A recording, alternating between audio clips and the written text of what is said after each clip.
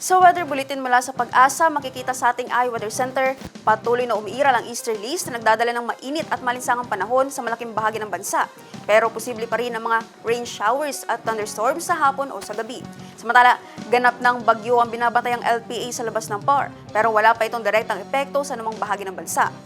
At para naman sa magiging lagay ng ating panahon bukas, sa Cotabato City, maglalaro ang agwat ng temperatura sa 26 to 31 degrees Celsius at nasa 80% ang chance of rain.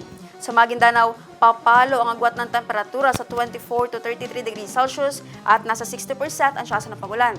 Sa Cotabato Province, maglalaro sa 26 to 32 degrees Celsius ang agwat ng temperatura at 40% ang chance ng uulan. 25 to 33 degrees Celsius naman ang magiging agwat ng temperatura sa Davao City bukas at 70% ang chance of rain. Sa Cagayan de Oro City, papalo sa 25 to 31 degrees Celsius ang agwat ng temperatura at 50% ang chance ng pagulan. 25 to 34 degrees Celsius naman ang magiging agwat ng temperatura sa Zamboanga City bukas at 40% ang chance ng uulan. Ang Lanao del Norte ay papalo bukas sa 26 to 31 degrees Celsius ang agwat ng temperatura at nasa 60% ang chance ng pagulan. Habang sa Lanao del Sur naman ay makakaranas ng 22 to 27 degrees Celsius ang agwat ng temperatura at 70% ang chance of rain.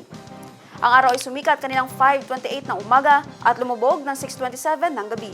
At inalitas mula sa ating iWeather Center, Naphtali Velarde, iMinds, Philippines.